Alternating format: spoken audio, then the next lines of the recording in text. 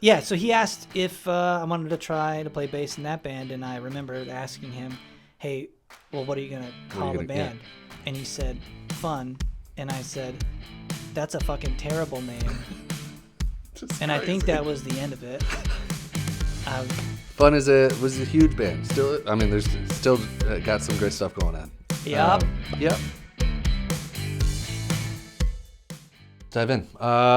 Welcome to another episode of Don't Quote Me. We're on season 2, episode 4 currently. I am currently sitting in Luke Shoemaker's house. Luke and I go way back when it comes to knowing each other. Back from the Brave Youth days, running around during Skeletones days, like all the way back to when you were in some bands that no longer exist. But some of the experiences I had when it comes to some of the Grand Rapids local music scene, especially. You've toured nationally, you've toured locally, you've been in a zillion different bands, but a lot of people don't know that you also know the photography world. You're an incredible father. But I was super curious actually how you introduce yourself these days, because like I could pontificate about who you are for a long time, but I'm curious, like, how are you introducing yourself these days? Musician, photographer, father, creative? Like, how are you introducing yourself these days, Luke Shoemaker? Well, And also, welcome to the episode. hey, thanks. I think that you would be happy to hear this after years and years and years of running away from it. Typically, I say artist. Oh, yes. Yes. I love that. Yeah. So, and when they're like, oh, cool, what kind of artist? Yeah, that's where I stop. You're like, I'm just an artist. An artist. I'm good. Yeah. That's awesome. Okay. Can you tell us a little bit about your journey? How did you get to this point in your career? Because obviously you've done a myriad of different things. And I'm super curious, like right now, what you're up to and how you got here. Inordinate amounts of drinking, staying out late, doing stupid stuff with you. That's how I got here. Probably. No, I think it was mostly doing everything. The whole idea was, and still is to an extent, do something so you have a good story to tell later. Mm-hmm. And I think it was probably someone in like high school or middle school. I heard some older person say something about like the difference between being an interesting person and being a successful person. And it stuck with me, and I wanted to be interesting. I wanted to have experiences, and I wanted to do different things. And I mean, I guess the other hand of that is that you miss out on some steadiness, mm-hmm. Over the years. But, you always got a good story to tell and mm-hmm. a lot of fun memories. Mm-hmm. And now I'm here, I guess. Yeah. Well, I want to get specific, especially around some of the music stuff, because I'm a big fan of you as a singer, as a guitar player, as an overall just artist in that space. I've shouted into microphones with you back in the day. You gave me a tambourine once at a show. I don't know why you did that, but I had a blast with it. I don't know either, man. I shouldn't have done that. You shouldn't have done that. You definitely shouldn't have done that. But I know, like, give us a little flavor of, like, the types of bands that you played in, the types of people that you've got to play with. Because, like, I think a lot of local people really have no idea, like, how many people you actually know in those spaces and, like, how active you've been throughout the years. That should illustrate my local music career if people have no idea. No, but I mean, like, when they meet you and they don't have, when they don't know who you are, and they like, and you're like, oh yeah, I was a musician. A lot of people make very quick assumptions without realizing the breadth of people and work that you've done. All right, well, let's keep it going with the stories. I can give you a good story to illustrate this. Perfect. When I was working at Skeletones and Vigilantes was playing a lot, we were having like 200 people plus at a show, which was really nice, and we were just sort of staples. That's a lot for a local band. Sure. Yeah, we were doing pretty good, and we were happy, and some kids came in, and they were excited about the show, and I was still working at the counter, getting coffee and mm-hmm. Skella nachos and shit. And my girlfriend, now wife, was sitting at the counter as well, and then someone else was, and someone said, who are you here to see? Mm-hmm. Like, we want to see Vigilantes. And I'm like, oh, yeah. And then, you remember Isaiah Coleman? Uh-huh. So Isaiah was there talking to my wife, and he said, he said, "Oh, I heard that bass player is pretty cute." And these girls like, "He's my favorite." Oh. On and on and on and on. And I'm standing right there across from them taking their order. They have no idea. They had no idea. They didn't know it was me. Years later, played a show for the Brave Youth. This was in Columbus, Ohio. Mm-hmm. We were playing with this band from Ohio called House of Heroes. Yep. And they had a fill-in drummer at the time who, his name was Josh. He just did like 6 days with us to fill in. Nicest kid ever. And then years later won a Grammy. He's in that 21 Pilots band now, right? Nice kid. And but at the time, so we were all, Ryan, P, and I, and we were like standing, and someone came up and said something about our band. We really like that band. Yeah. Really great to hear. And a person looked me straight in the eye and said, "Where's the singer?" and you're like just standing there like, right. What are we fucking doing? Yeah. What's happening here? It's me. I'm trying. It's me, actually. I'm trying, but I guess Okay. there's just a part of me that is forgetful or forgettable. And I don't that's think you're okay. forgettable at all. Okay. Obviously, it's not even just in that space. You not only like, I'm thinking about all of the local bands that you've been played in, but also like you've toured like Brie. You've you just done music for so long, but also little known fact about you is that you've been in the photography world for just as long, if not longer, right? Yeah. When I was working at Skeletones, it's like a part-time coffee gig in 2002 or 3. Mm-hmm. And my friend Carl Malafite, he said, "Hey, if you need extra cash, the guy I work for needs some help." Mm-hmm. So went up to the studio and helped out, came back again the next day, and then a few months later, Carl's like, "Hey, I'm getting married. I'm not going to do this anymore, and Phil needs an assistant." So I stayed and continued to work in that space forever. Mm-hmm. Yeah. And it's been great. I mean, I got a lot. I met a lot of people. I got to go to a lot of places, do a lot of interesting stuff. Yeah. Many different facets of being on set, and a very rich history of the local commercial photography space. Absolutely. Yeah, absolutely. I mean, like, we get to work together frequently in that space currently, and that's been a lot of fun. And it's always fun to me to, like, see clients' interactions when they see us interact. They're like, "How do you guys clearly know each other?" And we're like, and I'm like, "Yeah." Yes. Did you just call him a cunt? Yes. Yes, I did. Yes, he did. Because he is one. Okay. I'm super curious. Obviously, you played a lot of shows here locally, but also the scene in general when it comes to Grand Rapids has changed drastically. Like Skeletones days to now, obviously there's still like house shows happening. There's still some of that really happening locally, but I'm curious how you view the music scene locally over the years and how much it's changed. Maybe some pros and cons of those things. Well, I should say that I am just happy to have been a part, well, probably a small part, a little blip on a map in like a long history of local and regional music. I mean, there's so many good bands and have been good bands, and there's going to be better ones. And to be a part of it is cool. Maybe we stood out to a few people, and I'm happy to have had that impact at least. But like, it's something that just continues without you. And I think as soon as you accept the idea that it's a river and, like there's a current to it, so it's going to continue to move. You can move with the current, or you can hop out and watch it move along, and both can be a beautiful thing. Yeah. And when you step kind of back into that river, it might not be the same river anymore, but that's okay because you never really step in the same river twice. Yeah. Yeah, and just like anything, I mean, you grow, you regress, you change.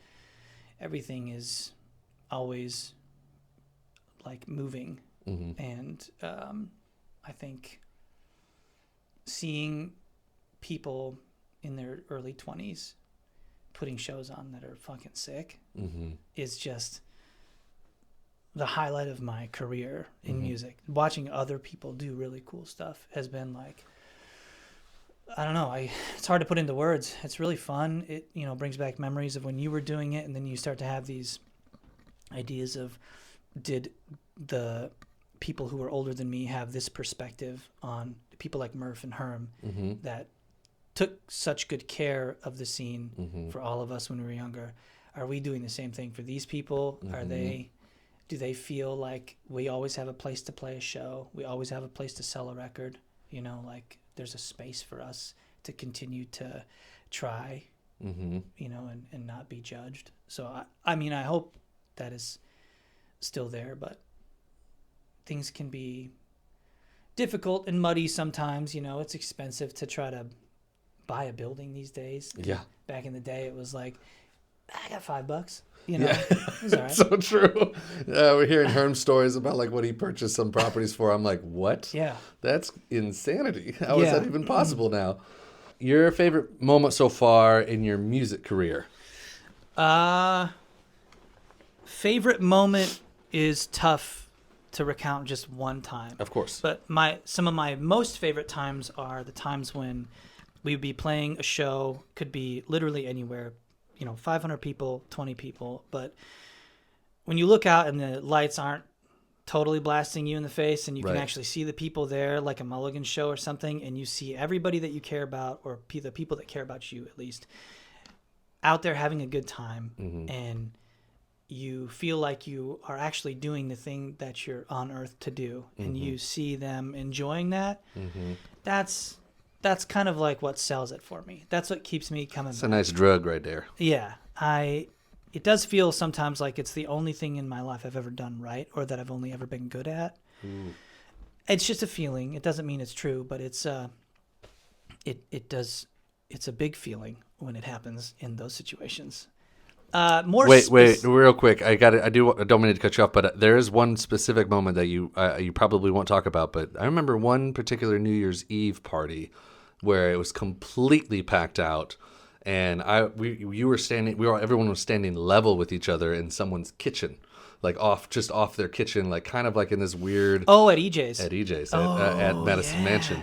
That was such a fun show. Yeah, like, we had a blast. And like people are on the counters, there's people on the stairwells, and everybody. Was that the year they had to have the door guy? Yes, 100%. You had to hire a door guy because there was too many people. Oh my God! Because strangers were just walking into this New Year's Eve party off of Madison. Yeah, man, that was really fun. I forgot about that. Those types of shows, man.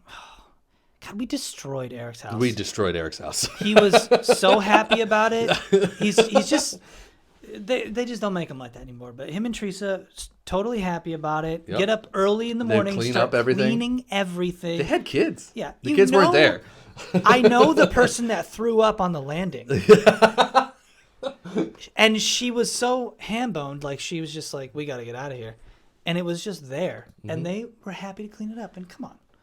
Yeah, it's good time. Good time. Oh, yeah. That was a good show. I do remember that one a lot.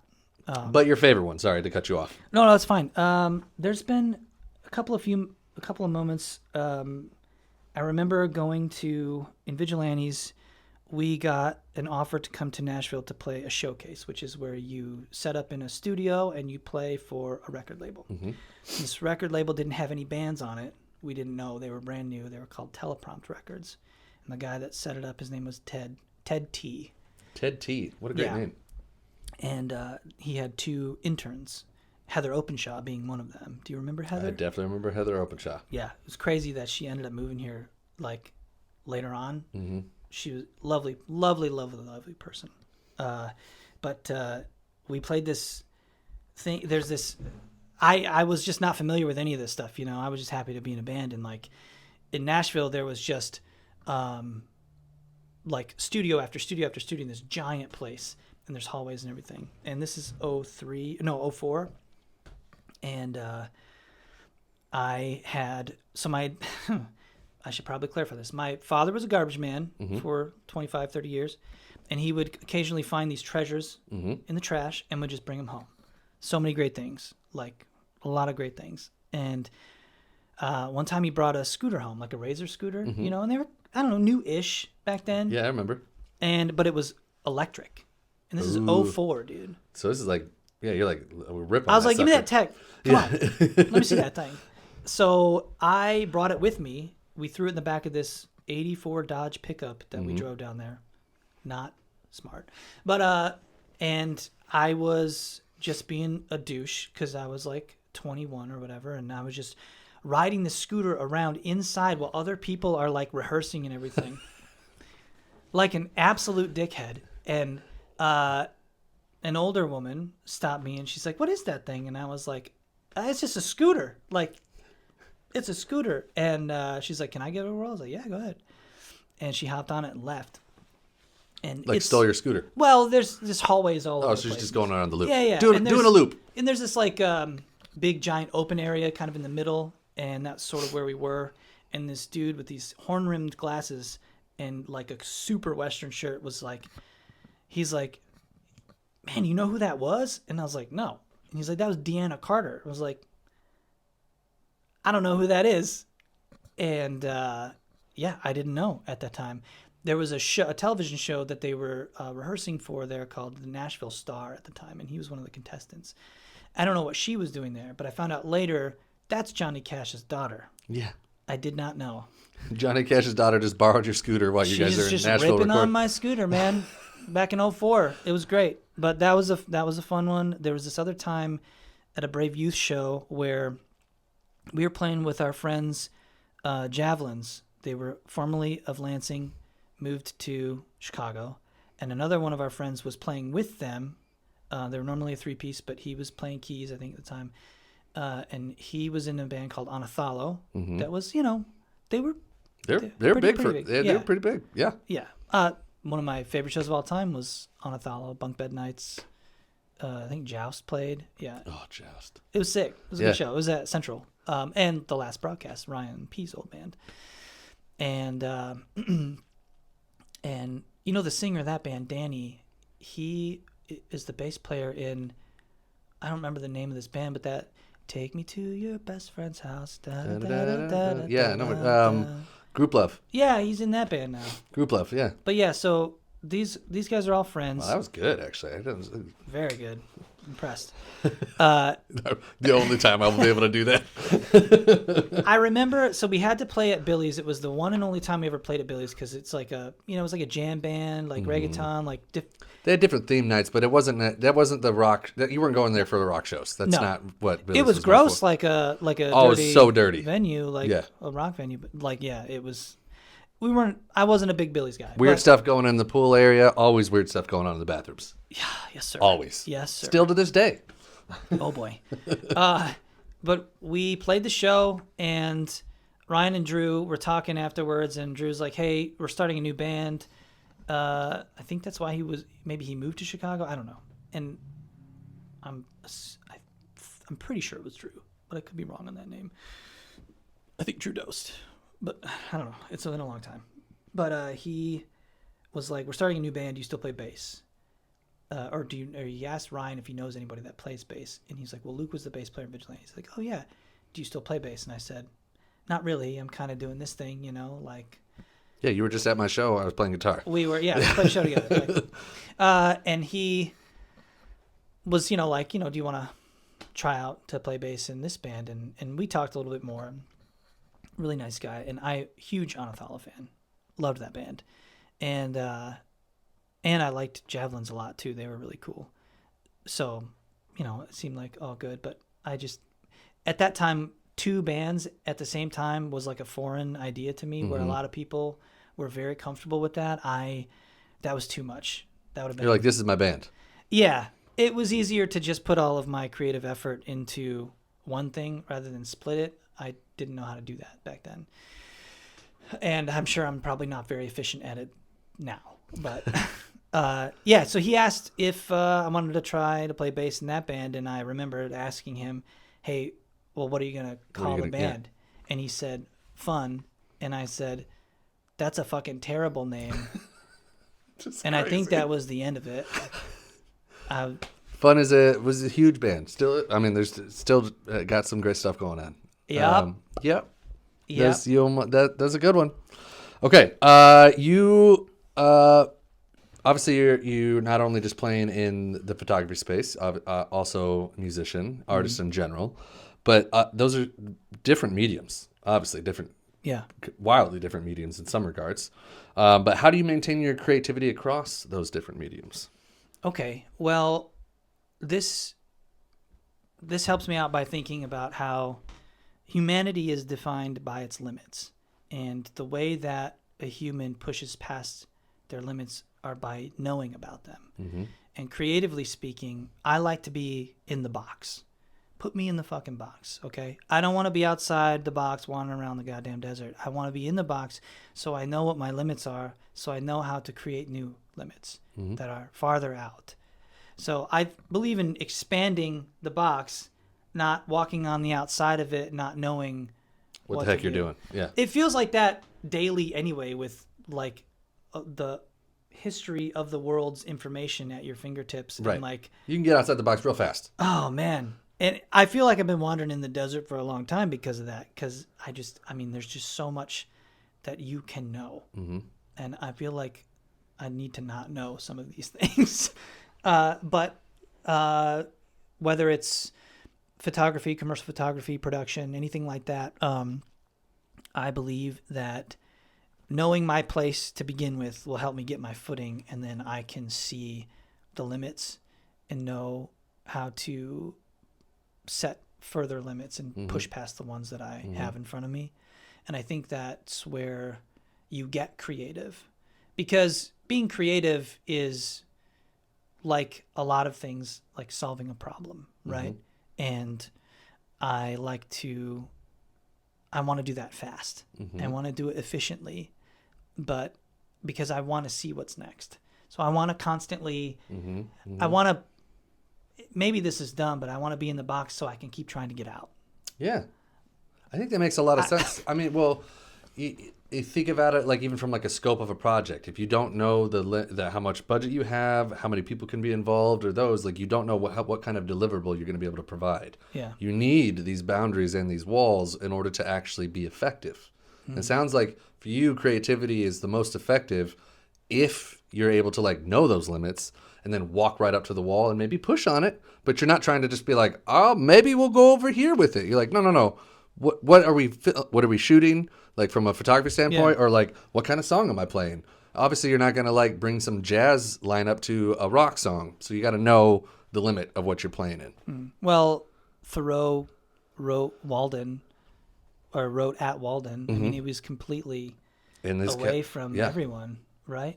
I think Hawthorne did something like that. Yeah, too. a lot of writers. Yeah. Yeah, you steal away and you hide yourself and you limit yourself intensely. And I think about like not just myself, but a lot of my friends, my peers, other people I know in bands, people who've like gone before me and are gone now or whatever. That a lot of times they write their best work when they don't have anything else to do. Yes.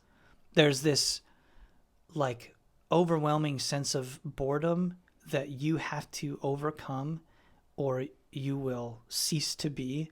And the only thing that you have in your tiny little apartment is a guitar with 5 strings on it because the other one's broken and you can't afford a 6th one. And that's where you're going to write your best work. Or you just have, a pencil and some paper and you have all these thoughts you just need to get out and you can write through them. And some of the best poetry that I've been able to get out that have become songs or not have always been like, I am stuck in this place physically and I don't have anything else to do.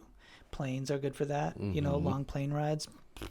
I hate long plane rides, but I get a lot of work done because I'm forced to, sort of. I imagine prison would be a place that you could... Hear that, everybody? Do your best creative work. Go to prison. I mean, maybe. I mean, Nelson Mandela did a lot of work in prison. I don't know. It doesn't. It's a slippery slope. Very quickly. Sure is. Yeah. Okay. How has becoming a father influenced your relationship to your endeavors? Like, how has it changed your outlook? All I want to do is see my kids be in bands. I don't care about my bands anymore.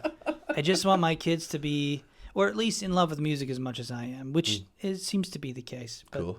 I think you loosen the reins a little bit on that, because you're just happy that your kids like anything. you know. So if it's like, I'm not a what's that guy's name? NBA Youngboy? Is that a person? Yes. I'm not a big fan, but Ruby loves him. Mm-hmm. You know, and I try. She also loves Tyler. Who doesn't love Tyler? Tyler the Creator. Yeah. Incredible, you know. And I learn about music from them. My favorite, I think, is when I get the like. You've probably never heard this song, and then puts Foo Fighters on. You're like, of course I've heard a few Foo Fighters. Nope, never heard this before in my life. Never. You know he was in another band? Yeah. Well, we don't know. They look a lot alike. Yeah. I think really just. I had kids when I was 26. Was when Ruby was born. Mm-hmm. And the night she was born, or the morning, I think it was probably 3 or 4 in the morning, you know, we had family come through and everything. And my wife will corroborate this story. Jason and Ryan came through, and they were members of the band, the Brave Youth that you were in. Yeah, and we were 3-piece back then, and this was 2009, and my wife was exhausted. I mean, having a child is a lot of work. Yeah. Ruby was sleeping because she was a born infant that needed sleep, and I was wired, dude. I was like, "Is that a baby?" I know. I was like ecstatic, terrified, confused, but I was just wide awake, and I was like, well, it's band practice night, so we practiced for 3 hours. But my wife and my daughter were sleeping the entire time, so I wasn't like being completely piece of shit. Yeah. Just a little bit, maybe. I don't know. But you kind of needed it, though. I think I think we've probably had this this discussion before, where what really changed in me when I became a father, and what I think about mostly is there's a lot that I can't do for my children. Mm-hmm. You can't protect them, but you can teach them how to protect themselves. Mm-hmm. You know, guard their feelings, and even just physically their lives. You can teach them those things, but ultimately it's up to them. So learning how to really let go is, for someone who worries as much as I do, it's tough. Mm-hmm. And it's been an exercise daily. But the other thing is, I also want and have always wanted my kids to grow up watching me do what I love, regardless of whether or not there's success or money involved, just that it's for the love of the game. Yes. I just want to be, what did Jerry Seinfeld say? He's like, you want to be in the boat, I want to be on the surfboard. Yeah. You know what I mean? Like, I want to be there in it. And the process is the prize. Yeah, and I want the girls to be able to see, like, you can do these things, but it's gonna change you physiologically. Yes. More than just your mood, but you know, the way your brain is wired, and it's important to find something that you love and to just give yourself to it, because it'll be hellish most days, but the days that it isn't, you'll be able to ride that high out for years. It's true. And of that, I'm grateful to have been given that. Mm-hmm. And I want them to see that. That's awesome.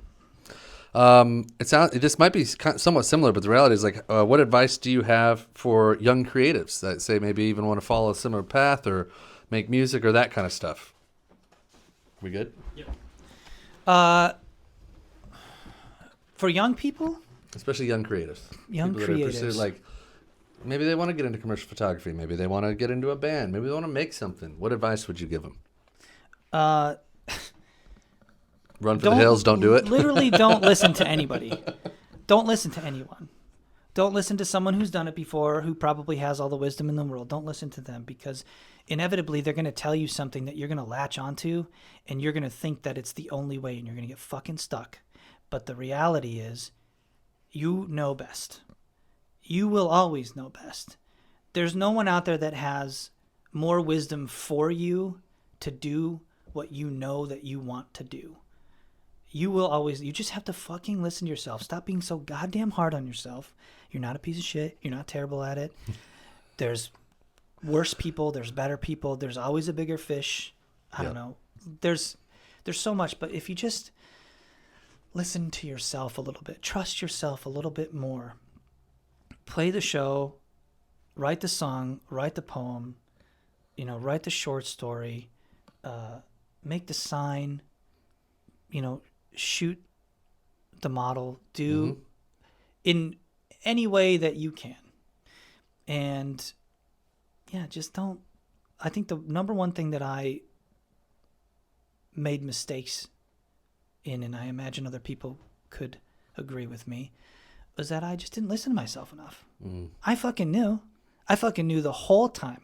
And then I didn't listen to myself, and years later I'm like, oh, I fucking knew it. I knew better, and I didn't trust myself because I wanted to put forth some sort of fucked up humility that was going to stop me from listening to myself, my feelings, and the creative muse as a whole. I usurped it by saying, well, I should do what they say because they're right. Fuck people, dude. Fuck people. They don't know what they're talking about. I love this. Just fucking do what you want to do. Do what you want to do. Yeah. Cool. All right, these are going to be quick fire ones. These are very straightforward. Favorite local band currently? If they're still around, Parlor Voice. Parlor Boys? Parlor Voice. Parlor Voice. Yeah, they were around pre-COVID, and I hope they're still around, but I haven't seen them in a while. I did see their record at Vertigo and was like, I got to get that. Parlor Voice. Cool. Favorite guitar pedal? Fuck you. God damn it. I didn't know that was a guitar pedal. Why you got to do this to me? Just choose one. Can't be that hard. It's so hard. It's unbelievably difficult to choose just one pedal. Why do you think I have a pedal board? I don't know. Okay, God damn it. I'm going to say... Top three. Probably a TS9. TS9? Ibanez Tube Screamer.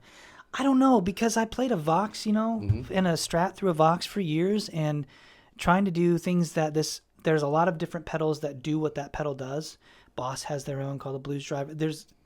You kind of choose one and then you kind of go with it. And the TS9 has kind of given me my tone for many, many, many years. Cool. And I can rely on it. And I like that. It's reliable. It's like in the box, and you know how to use stay in that box. Stevie Ray Vaughan used the TS9. I think he's probably the most famous guy that used one. It was like sort of part of his thing. Cool. Favorite album? You're such a douche. Yeah, I wrote the question. God damn it, Dom. That's the phrase that we need clipped. God damn it, Dom. The worm god coming in with the hard ones. Favorite album? You could pick right now. Like, these are supposed to be moments in time. We all know. It's like kind of saying someone asking me your favorite book. Well, that's right now. Those two words change that drastically. Sure. And I like that. Favorite album right now? I still don't know. I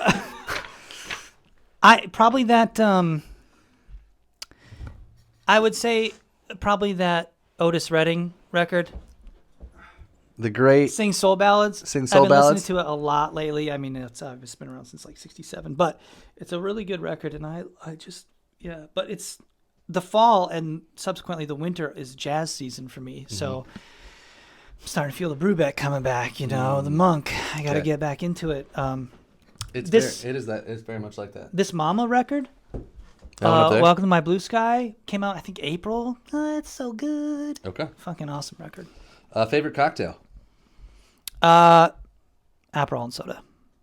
Cool. Aperol and soda with fresh lemon juice. Fresh lemon juice. Squeeze that lemon, boy. We want to see the lemon. I want to see the juice. Give me the juice. I want all the juice. Give me the juice. Early bird or night owl? Night owl. Probably. Yes. Probably. It's just two options. These are tough questions. Yeah, I would. Yeah, night owl probably. Okay. Yeah. Cool.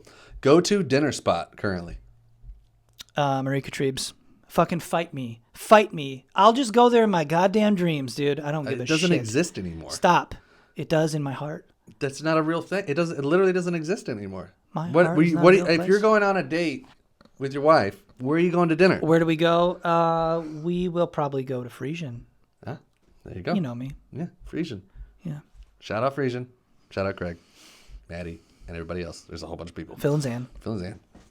Okay. Throw What that needs in. to change if we want to build a scene that is sustainable for artists? Artists need people who are willing to put their resources out there for them. I mean, it's pretty obvious that rich people collect cool people. You know, that's what they do. Shout out Ben Gott for that quote. I think that we need more spaces so we can make things happen. There needs to be more places in the city like we had and like the generation had before us where we can have a show. We can fuck around. We can find out. We can just do whatever we want in this space, and the people who own the space are going to be okay with it. You know, like, sure, there's probably going to be some health code violations. There's probably going to be some OSHA problems. But you know what? Sometimes you just got to say fuck OSHA, okay? You just got to say fuck OSHA. That's where you got to be. But I think that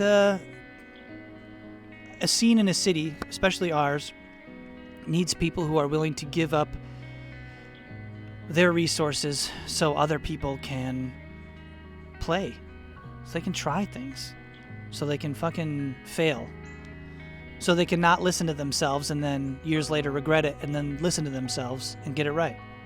One of the things how can people, one, get a hold of you if they're interested in either collaborating with you, want to play some music with you, or want to hear your music? Like, how can they find you? Well, you know, if you text me, I will probably not get back to you right away. Sorry. This is true. But if you call me, I'll pick up every fucking time. Mm-hmm. So you can call me. My phone number, I'm not going to say it out loud. You can reach out to me, and I can give you his number. What about like online? Online, I still have an Instagram that I haven't posted on in 3 years. That's okay. You still have it. Yeah. You're about to get a lot of posts. Shit. It's all going to be this interview. Yeah, you can. I'm just like memeing on there all the time anyway. Yeah. I just don't post anymore. Yeah, that's probably a great place. I still own lukeshoemaker.com, but it's not up because I think a telephone call is the easiest way to get a hold of So in other words, if you want to get a hold of Luke, you need to reach out to us directly, and then we can get you in touch with Luke. Just, guys, we need to start calling each other on the phone more. I do it all the time. I walk and talk. I'm one of those like pacers. You know, it's like you get the phone call, you stand up and just start wandering. Yeah. And then you start standing on things you don't mean to stand on, and they're like, what am I doing? Absolutely. We're just mountain goats out there. Yeah, exactly. Just on the telephone. Hell yeah. Whereas other people are like, I don't want to make a phone call. I'm like, call me. Just call me, dude. Stop texting. I don't want to say it. I don't want to spend that long typing it out. Yee. Okay. Before we wrap this up, but Luke, I want to say a couple things about you. I think one of the things that is important to know about Luke in general is that he is an elevator. And what I mean by that is when I was He goes up and down. No, he elevates other people. And when they also want to get into something creative or get into something they maybe not have done before, I remember a season of my life where I was like, I think I want to also try this band thing out. You gave me a bass guitar. You found an amp for me. We went to the guitar store and you hooked all these things up. And then all of a sudden, I'm like at band practice with Luke. I still have those recordings. Yeah, and like I love them, and it was was a lot of fun. But I think I know I'm not the only person that you've done that with in the city, especially when it comes to music. You very much front load people and give them an opportunity to like actually step in to those spaces because you love it. So you're like, oh, you want to do this? Here we go. And like, obviously I know that there's blessings and curses that come with that. Like I know that you can front load and some people are like, can take advantage of that and, or whatever. But like, I just want to take a moment and just pause and be like, yo, dude, I think that's cool as shit. I've always loved working with you. I've always loved your music. I think that when you're in seasons of making, I think you're always at your best. And I'm really excited for the world to kind of see these next things that you're going to be putting out there. I know that stuff is coming. So like, I'm looking forward to it. Sweet. Thank you. Yeah. I like to be helpful. Yeah, you are. It's like helping out. Yeah, you are.